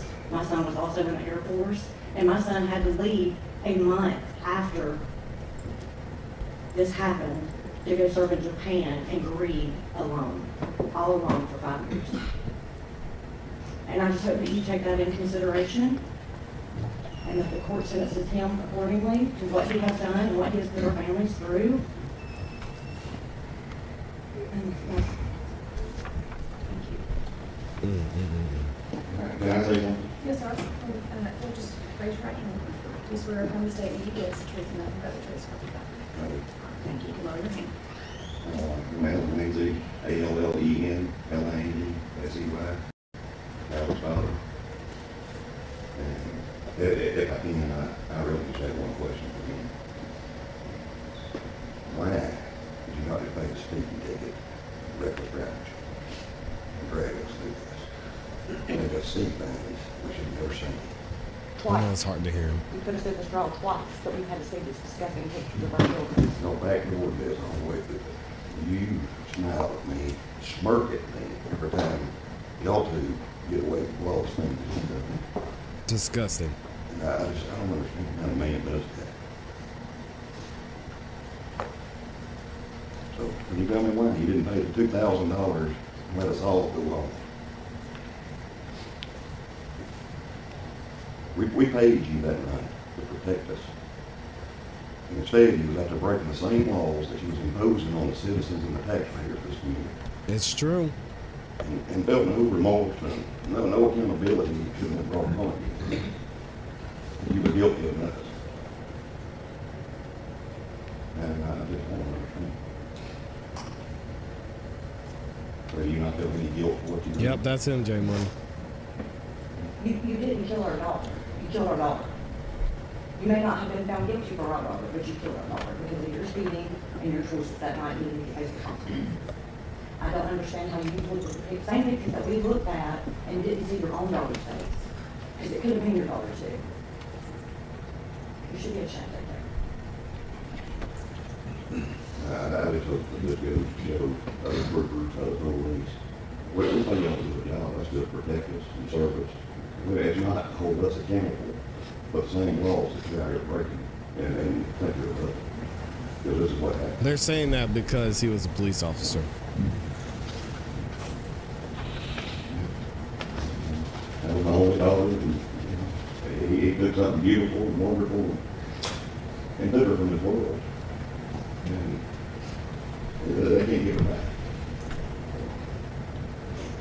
Do I think anyone in prison is going to change any of this? I don't. But I hope y'all find it for me, whatever y'all feel. Thank you, Mr. and Mrs. Lindsay. All right, we're going to skip ahead a little bit to hear from AJ Scott himself. Check I'll this read out. his letter, but he was ordered when he originally got bombed not to make any statements, not to contact the victim.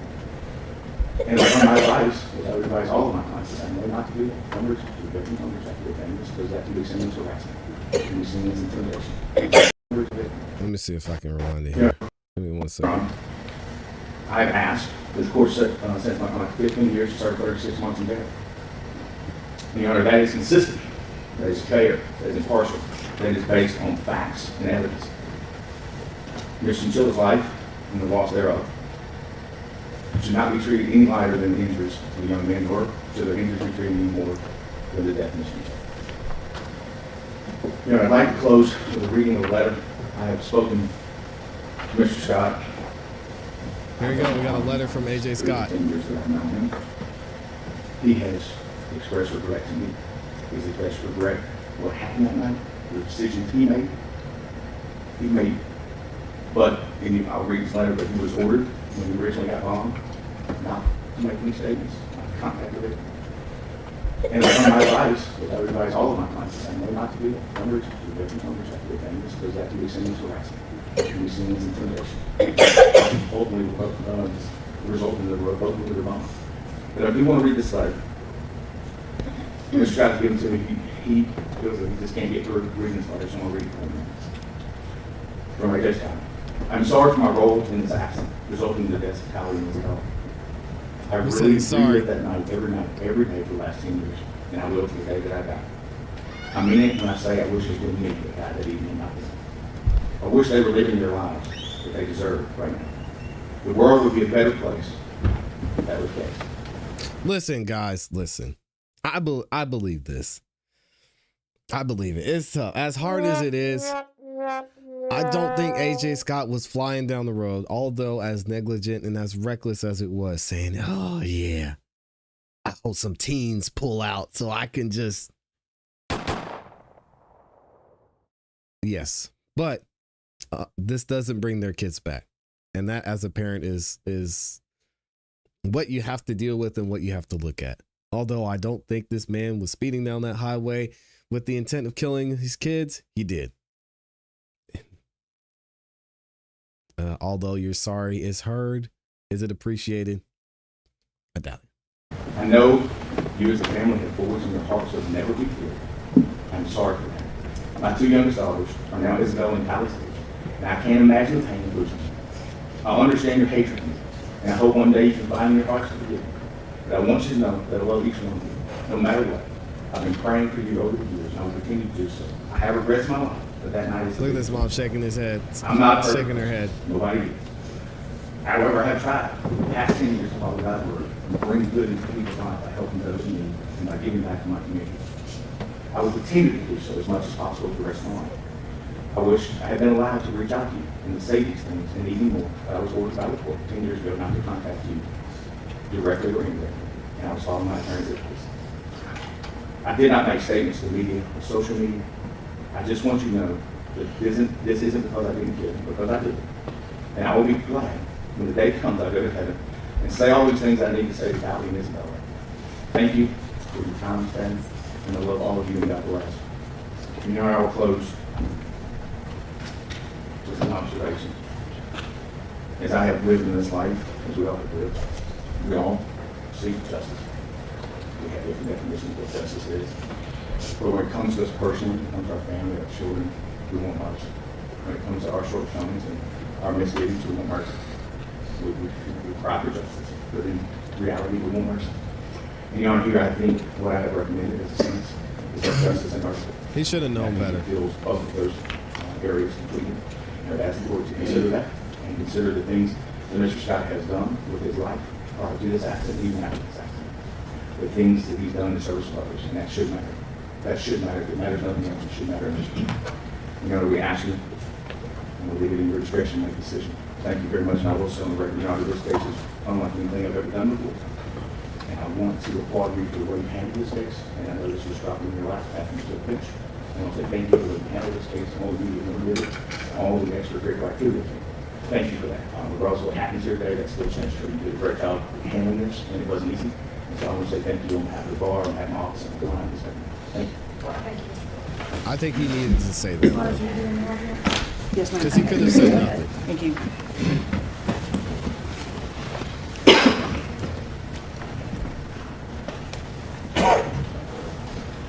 Judge, as you have heard, the events of September 26, 2015 took the lives of 2 young women.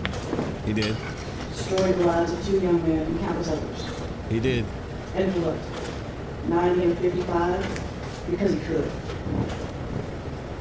Dylan Wall has lived for 10 years being told that he was responsible for this collision. For 10 years, these victims have been vilified based on pure speculation. Speculation based on maybes, possibilities, what ifs, might haves. Maybe Dylan was intoxicated. Kyler might have been sitting in the front of the vehicle. It's possible this or that.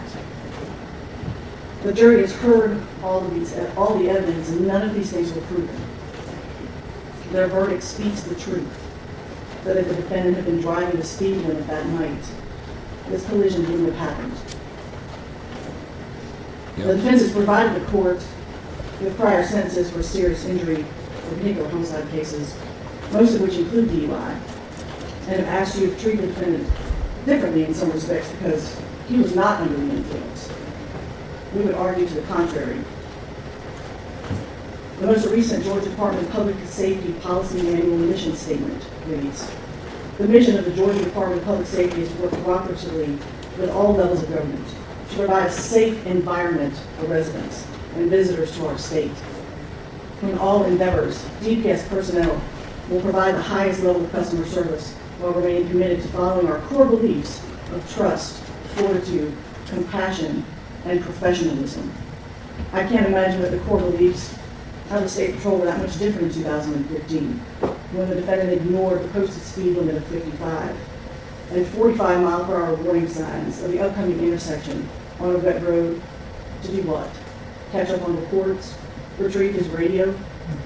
Coincidentally, Judge, on the way here today, I was listening to the morning news, and there was a report there that was put out by AAA based on a NHTSA study that said that drunk driving is responsible for 30% of traffic fatalities, and speeding is responsible for 29, confirming just what we already know, that speed kills. Mm-hmm. So yes, the defendant should be held to a higher standard than even the fool who drives under the influence, because he owed a duty to the citizens on his watch, the duty to honor the badge that he wore, the duty to uphold the law and not violate it. He failed at all of these the night he ended the lives of Isabella Chinchilla and Kylie Lindsay, and altered forever those of Ben Finken and Dylan Ball. During his interview for the pretrial investigation report, the defendant stated that he had wished it had been him and has wanted to apologize to the victims and their families for the past 10 years. These sentiments seem hollow in light of the fact that while the jury was deliberating during the first trial, a handwritten note was sent to the prosecutors that said the defendant would plead guilty in exchange for a dismissal of the remaining charges. Wow. And in addition, the note demanded an apology from the district attorney's office and an admission that the defendant was not responsible for the injuries and the deaths be sent to all local news agencies. A stunning lack of remorse. This was a senseless and avoidable tragedy brought on by a member of the law enforcement community in complete disregard for the tried and true protect and serve. Your Honor, our recommendation is as follows. As to count 1, serious injury, 15 years to serve in custody. As to count 2, serious injury, 15 years to serve 5 years in custody to run consecutive to count 1. Count 3, vehicular homicide, 12 months to serve consecutive to count 1. Count 5, speeding, merges, as you know, with count 4, Judge. Count 6 merges with count 1, for a total recommendation of 30 years to serve 20 years in custody. Thank you. I think that's fair and reasonable. I don't want to hear one concurrent. Get this man up out of here.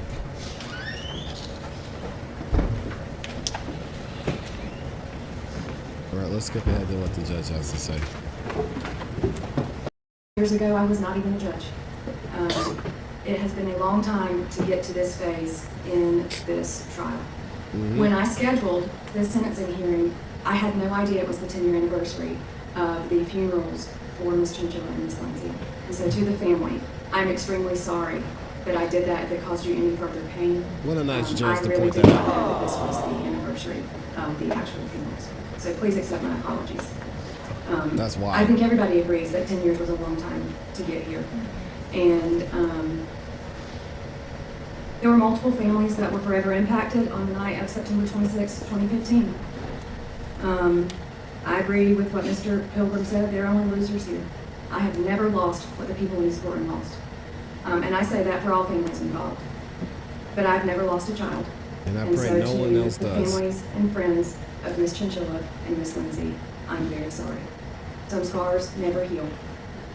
And I cannot begin to imagine your emotions and your pain and your grief. I'm sincerely sorry for the loss of your girls.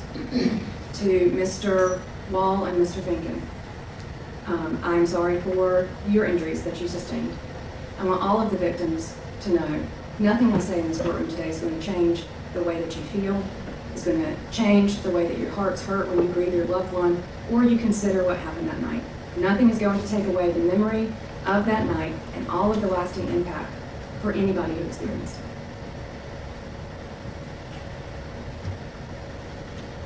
it. Mr. Scott had no intent to harm anyone, and the evidence was what the evidence is. And Mr. Scott was charged with crimes in the state of Georgia that did not require any malicious intent. But those actions do have consequences, and Georgia law prescribes what I'm supposed to follow in sentencing. The jury was responsible for finding the truth of the case, as they found the truth of the case to be. I'm not here to retry anything, and I'm not the trier of fact. My job is to now sentence accordingly pursuant to the law, and I'm going to follow the same instructions that I gave the jury, which is to not be swayed by sympathy or prejudice or public opinion in rendering my sentence. There's been a lot said today in the courtroom about being a Christian. I am a Christian. I'm not ashamed to admit that. But I am not here to judge anybody in a religious sense. That is not my job. My job is to sentence accordingly, according to the laws of the state of Georgia, on the charges that the jury found Mr. Scott guilty of. Yep. And so, after considering all of the evidence presented to me in this pre-sentence hearing, along with all of the other evidence that I stated, and I did not include at the outset that I had reviewed the sentences in Carroll County that Mr. Pilgrim mentioned. I have reviewed those as well, so I just want to make sure that I note that. But also considering the argument and everything that has been presented, I am going to follow the recommendation of the Department of Community Supervision. Their job is to look into this, do a thorough investigation, and to report to me as the supervisors of those on probation what the appropriate sentence should be. And it was a very, very thorough investigation presented by Officer Holbrooks with all the attached documents. And I believe that in looking at that, as well as looking at all of the letters and things that I was provided, and the sentence printout, I'll just pull it up, that was given to me by DCS for individuals serving on the same or similar charges, that what DCS has recommended is in line with those. Just to let y'all know further, I reviewed every single one of these online at the Department of Corrections. I looked them up. I considered all of the charges that were there. I reviewed any past prior history that is on each one of those individuals, and some of them have longer sentences, some of them have a little bit shorter, and there are lots of things that go into play there. Every case is different, but I do find that the recommendation from Officer Holbrooks and the Department of Community Supervision is appropriate and just. So I will sentence as follows. Count 1, 10 years to serve 5. Count 2, 10 serve 5 consecutive to count 1. Count 3, 12 months to run concurrent with counts 1 and 2. Count 5 merges by operation of law with count 3. Count 6 merges by operation of law with counts 1 and 2. That is a total of 20 years to serve 10 years. 20 to serve 10. There are also the general conditions of probation that will apply. In addition to the standard or general conditions of probation, I'm also going to impose special conditions of probation, which means that if any of these special conditions are violated, the entire balance of probation can be revoked, even if the violation does not constitute a new criminal offense. Was there any restitution? I know there was some pre-trial stipulations on things that could not be considered, but is there any restitution that anyone is aware of? Judge, I don't believe so. Okay. All right. Then the special conditions will be number 2, report to probation. Number 4, Probation Management Act. So he's got 10 years to serve right now. Judge, I apologize. That's okay. Yes, you can. And hardly any time served. How are y'all feeling about this? We'll skip ahead. I know the family's not happy about this. 10 years to serve. He killed 2 people. Council, so that it is cleaner and it does not split the sentence and have any issues at the Department of Corrections. I'm going to amend that sentence just How would y'all feel? It will still be a total of 20 to serve 10, but count 1 is 10 years to serve. Count 2 is 10 years to be served on probation consecutive to count 1, and the rest will remain the same. And then we don't have the splitting between serving and probation where it might not be long enough. Y'all agree on that? I know you don't agree on the sentence, but do you agree that that is cleaner for purposes of Department? No objection to the integration. Okay. All right, so let me go back to the special conditions. 2, report to probation. 4, Probation Management Act.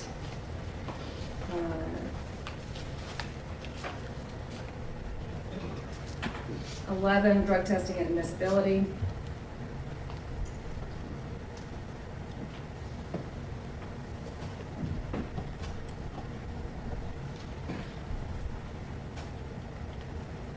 'I believe from everything that was said here today, the victims and their families want no contact. Is that correct? Correct. All right. Okay, and 12, no contact with the surviving victims or any contact with any victims' family members. Yeah, that shouldn't be a problem. 15, records release. 19, curfew. That just means that probation can put a curfew in place if it needs one at some point in time in the future. 25, provide a DNA sample. 21, surrender your driver's license. Community service, 60 days of community service. And 32, no drugs or alcohol during the term of the sentence. And he does have issues with alcohol too. So he's going to be nice and sober. Or issues on behalf of the state on those conditions? No, Your Honor. No, Your Honor, only question Your Honor I had asked for possible first offender is eligible if you have a criminal history. Dang, don't say it like that. Your child's life is worth 60 months. No, sir, I'm not for the first offender. Thank you. All right, Mr. Scott, I'm going to go over with you your appellate rights. You have a right to Yeah, we don't care about his rights. Oh my gosh, 10 years? 10 years? Again, the defense, you got to give it up to his defense team. They clearly did a good job of showing how it wasn't completely his fault and possibly the way the kids took that turn, the timing they took that turn had to factor in, because otherwise, I mean, he should be in jail for the rest of his life. Very sad to see. I can imagine how the family is feeling in this. And I will be covering any post-trial or post-sentencing coverage that we find on this in a later video. So make sure y'all stick around for that. Let me know what you think in the comments in the chat. Wow, we still got over 3,200 of y'all in the building. Shout out to the gang. We're going to get up out of here. We got to get some quick lunch. And I know y'all are ready to enjoy the rest of your day too. We will be dropping some clips as we go later throughout the day. So make sure if you haven't yet subscribed, hit the notification bell so you don't miss any time that we go live. Thank you to all 3,600 of you that liked the video. Wow. Big shout out to everyone who sent in a super chat. Les Cleaver, Bombay, CPE. I got to give y'all a round of applause. Gemini Rising, Dr. EJ, my guy. We have Brian in there as well. Nick, shout out to Nick. Been a member for 13 months. My goodness. We had Will Wallace dropped in 20 memberships. Big Will Wallace. And then, of course, my awesome, amazing Amy. We're going to be back here tomorrow. So make sure y'all stay locked in. As I said, subscribe so you don't miss any time that we go live or drop a new video. Hope y'all have a great rest of your day. And as always, you know what to do. Keep growing, keep pushing, keep it classy. We go peace.